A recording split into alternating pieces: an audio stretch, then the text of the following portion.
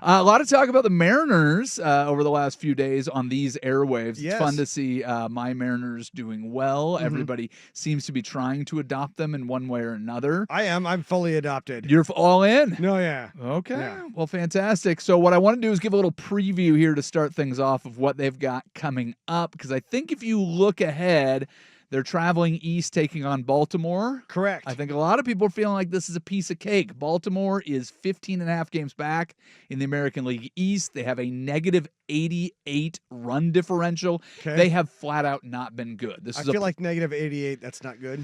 It means that in their games, their opponents have scored 88 more runs than they have. Okay. So you tell me if you think that's good. I feel like that's not good. It's not good. So this is a playoff team from last year, but here's a couple things that may make you a little bit weary. Okay. When they go into Baltimore. One, Do this.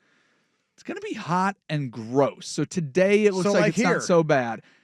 We're talking 95 degrees with 95% humidity. Oh, so so not like- quite so like- the same. So like my last Thursday and Friday in Minnesota. Yeah. Sweet like fancy that. Moses. Now, both teams have to play in that weather, so it's not good for Oh, yeah. anybody.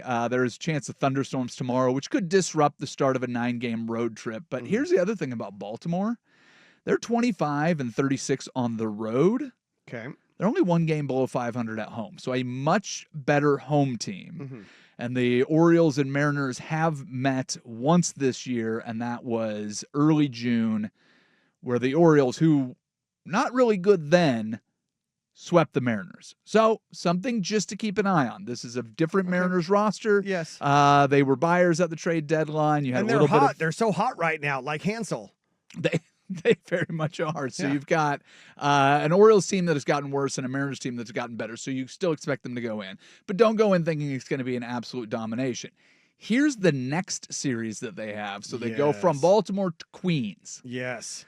The Mets are currently a In a dumpster fire. Yes, they're in a free fall. So they have lost 7 straight. They are now 6 back in the National League East. They have not played the Mariners yet this year. Mm-hmm. But how about this for home and road splits? And this is what the part of the reason that I brought up Baltimore, just because, they're a lot better at home. Yes.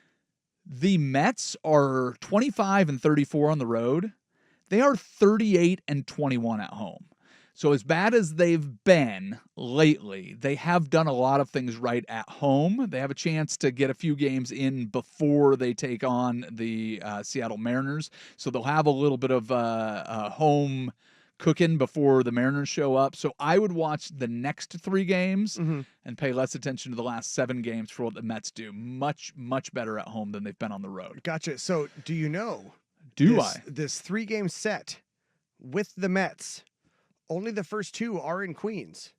Oh, really? Sunday's game is a neutral site location at BB&T Ballpark at historic Bowman Field in Williamsport, Pennsylvania. Oh, I did not realize that. Yes. Look how dumb I am. That is the Wait, they're going to Williamsport and then back to Philadelphia? That's actually... So that is the 4:10 p.m. ESPN game on Sunday. And then, they go to Philadelphia, I believe. So that's Williamsport. Is that to kick off the Little League World Series, or is it in the middle of it? I would where does assume that... so, because I know that leading up into last week, we saw some regionals and such. I remember watching Murray Hill play like Bonnie Lake, Washington for the Northwest League stuff. Do you watch the no. Little League World Series? I do not. Okay, me neither. No. Me No, neither. no, Every once in a while, like if a local team is in it, yes, then you can watch them. You rally behind them, and then you find out like the dads Which was cheated like and put other kids in which the was wrong. like last Wednesday or Tuesday or something, and it literally was Oregon Murray Hill versus Bonnie Lake, Washington. So yes, I didn't watch it, but I had it on the TV. Yeah. Does that make sense? Yes, keeping aware of it. But if they make it, anyway. if we get Lake Oswego versus Japan or something, that'll grab my attention. Absolutely. But the regional ones, they rarely grab my attention. And then, of course, they finish off the 9-game road trip with the Philadelphia Phillies, who are